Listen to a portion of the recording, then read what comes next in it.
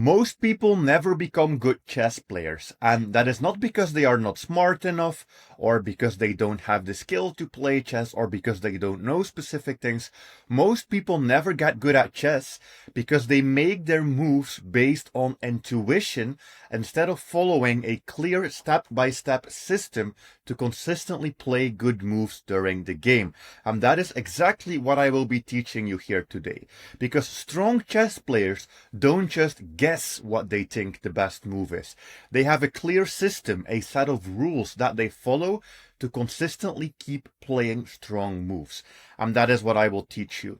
The good thing is that no matter what opening you currently play, you will be able to start using this system. I will just keep the opening incredibly simple here.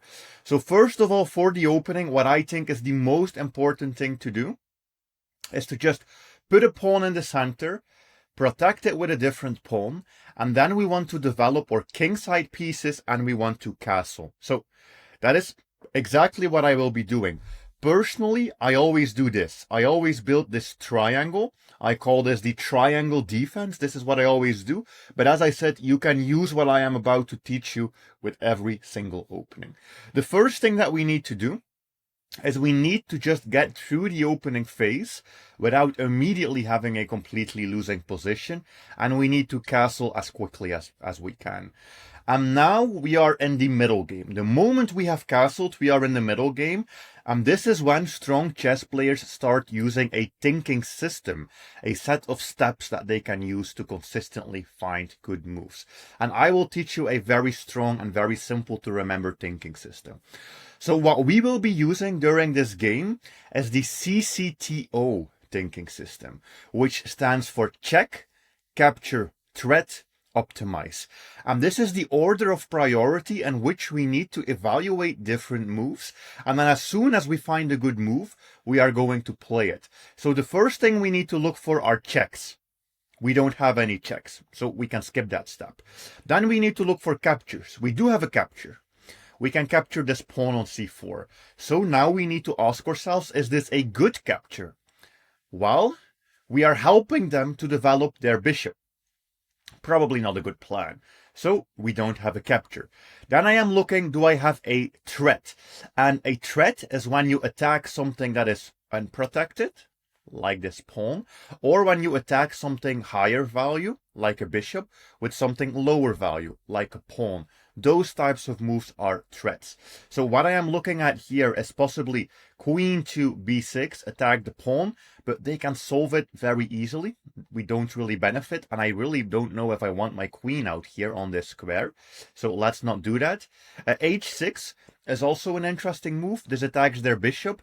If they do decide to trade, that is already a small strategic advantage that we will get, because we will be receiving a bishop for a knight.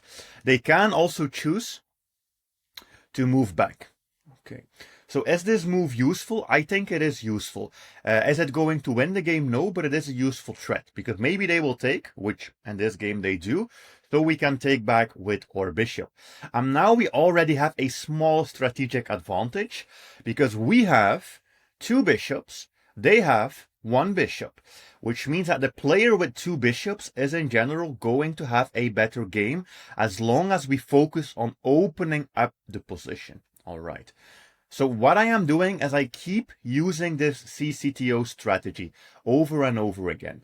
Before I use my CCTO strategy, I always first look at what was their last move.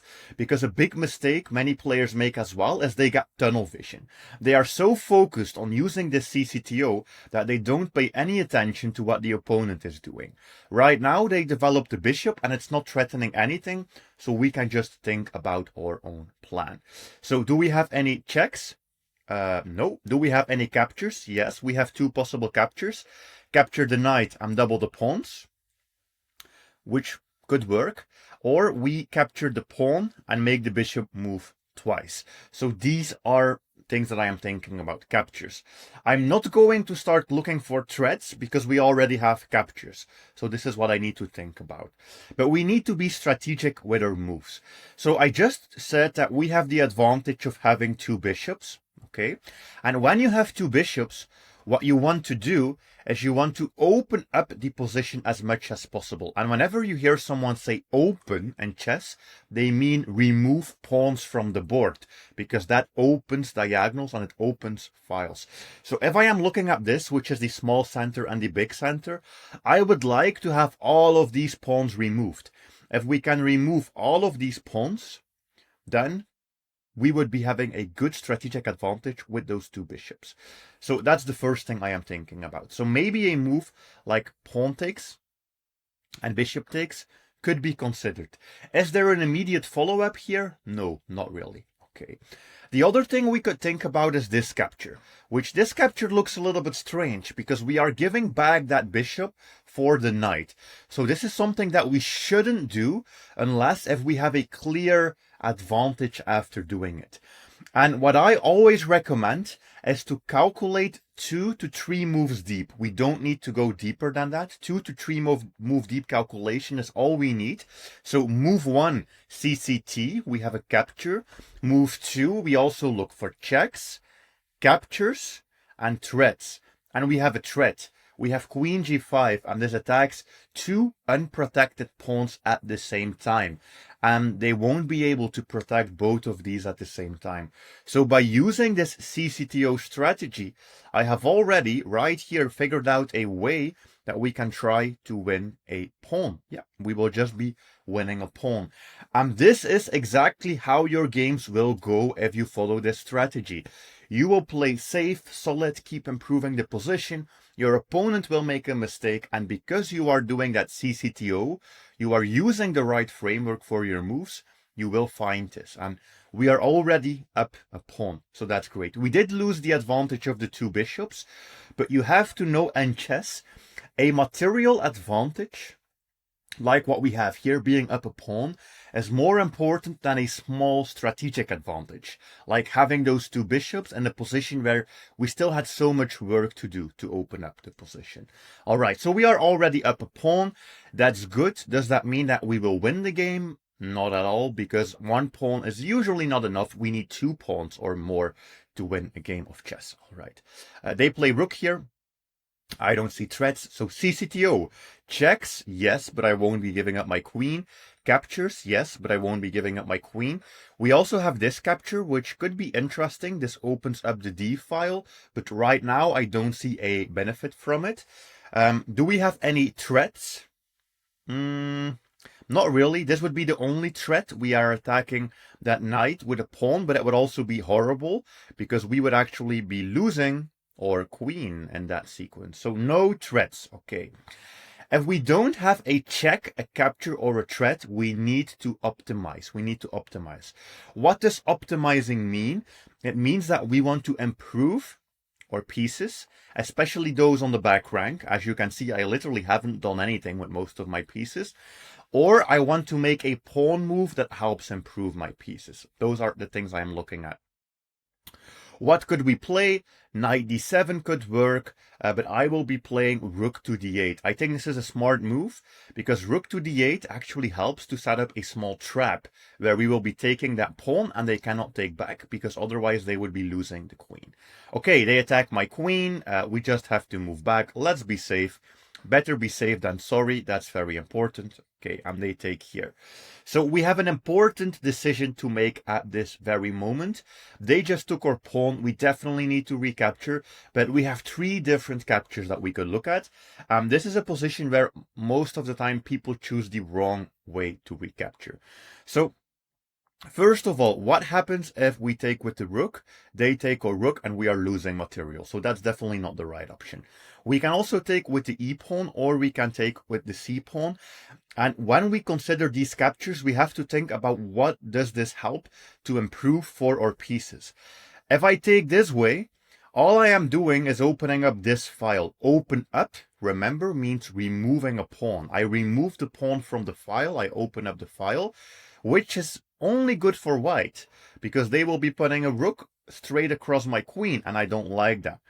If I am taking this way, I am opening up this file where we can attack that pawn and I am opening up this diagonal because I removed the pawn from that diagonal. So this definitely has my choice here, my preference to do this move, because this helps us to improve the pieces. What's going on here? They move the queen towards our side of the board. That's always a moment to be careful. Maybe they want to go for a checkmate, but we have that bishop here stopping them. It won't work. I don't see any problems. Okay. Check. No. Capture. No. Threat. Nothing that I see that I think is useful here. So we will need to optimize. What could optimize mean? Let's just try to use this knight. Let's just try to use this knight. And I am basically trying to get this knight over here so I can attack the queen, see if I can chase the queen away. Oh, and okay, they give me a trade of queens. Trading queens is a very important decision. You should never do this without thinking carefully. The moment we castle is the moment we start the middle game. The moment we trade queens is the moment we start the end game. So we need to ask ourselves, do we want to start an end game? If we take that queen, is that an endgame position that we would like? How can you know this? Well, the number one thing to look for in endgames is pawn structure, and especially pawn islands. So I have 3 pawns here, and I have 4 pawns here. So I basically have 2 pawn islands, one on the left, one on the right. This is a dream situation. If I look for my opponent, well, this is one island. They can connect those somehow. This is another island. And then they have these 2 isolated doubled pawns.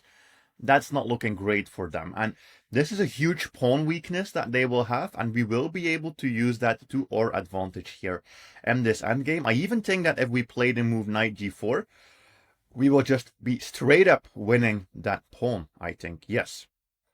All right, we win the pawn. So everything is really going great. We are now in a position where we are up 2 pawns. The moment that we are up 2 pawns, our whole strategy shifts. Yes, we still need to use this CCTO every single move. But more important as well is that we want to play moves that will trade pieces, because the more trades that we go for in this position, the quicker we will just be in an endgame situation where we will have 2 extra pawns. So I'm just looking for good moves. I think this could be interesting. We are attacking that rook. They move here. They attack my bishop. It's not really a problem because this is all protected. What can we do here? Let's see. This would be a very nice check, would be a triple fork, but sadly it is not possible because of that pawn. I also think I need to get my rooks into the game. So that is something I'm looking at. Maybe we get this rook here on this file. That could be useful. I think having this whole situation here with a bishop that's hanging and it's protected by a knight, it's very dangerous to keep this on the board for a long time, because at some point we might actually mess up. So let me just move that bishop so we don't run into any trouble. What is white doing here with the king? I'm pretty confused by what's going on. I'm pretty confused. What I should do here is I should use my open file. This is our open file. I should use it and try to see if I can double my rooks on the open file so we can put pressure on their weakest pawn. This is their weakest pawn because that's the isolated pawn. It cannot be protected by any other pawns. They are trying to do some type of counterattack. Let's just push this pawn so we don't lose anything. They keep jumping around, but I'm not really worried. I just want to win this pawn. That is the pawn we should be going after, because this is their isolated pawn. This pawn is their weakness. So let's just build up pressure, activate all of the pieces, and attack this isolated pawn. And this is why I said those pawn islands are so crucial to decide whether or not you want an endgame. Because I decided to go for the endgame, and look at this. We went 2 pawns very quickly. Which ones? The ones from that weak, isolated pawn island. So we can just do this. We are also getting a massive amount of trades, which that is just perfect. Yes, please let me trade everything. All right. And now we have the most simple endgame. This should be near impossible to mess up. We have 3 extra pawns, and very important, our bishops are the same color. If these bishops were an opposite color, a different color, we could still mess this up. If we like blunder one pawn, then we would be in a drawn endgame because of opposite colored bishops. Here, that's near impossible to draw. We would literally need to mess up everything. So how do you win endgames like this? It is all about one thing: passed pawns. Passed pawn is a pawn that we could try to use to promote. That is what it's all about. We want to use a pawn to promote. That's why I started pushing this one here. They are being smart. They are blockading it with their bishop, but that will only help them temporarily. We will still be able to continue here. Ooh, I think, what could we do here? Let's see. We could play a6, b5. Yeah, I think I'll try this. I'll try to move up my entire pawn chain. But before I do that, let me also activate my king, because king activity is very important in these endgames. All right. I'll place my king here so that we can shield this and make it difficult for them to enter. Okay. This is fine. This is a push that also trades a pawn. So let's just do this. Yeah. This is all fine. Okay, I think it's time to do our strategy where we are going to completely try to move up this pawn chain, to push it one by one and see if we can create a passed pawn. They are trying to hold on with that bishop. I think all of this is fine. We need to see if we can do a trade. We are also in a position where it doesn't matter if they start attacking from the back, because we will always be okay. We can just put everything on dark squares as well. All right, let's activate the king. And we also have two pawns that we can use right over here on this side of the board. So if our passed pawn strategy doesn't work on the right, we are just going to create a passed pawn on the left. All right. And let's start pushing this. Let's start pushing this. Yes, let me try to see if I can get rid of that bishop. Okay, yeah, they even give us the bishop. And then we can just promote. It literally doesn't matter. They can pick up all of our pawns. We are just going to promote. Yeah, that's a queen. And then in these endgames, this should also be quite simple. As soon as you have a queen, this should be very easy. I'm just going to see if I can check them a little bit, see if I can pick up some pawns. I always like to first steal all of their pawns. Because if we do that, then we know for sure they don't have any counterplay. And then this should be incredibly easy. Basically, as soon as you have a queen, you can easily checkmate them. So please try out this CCTO thinking in your games and let me know how it went.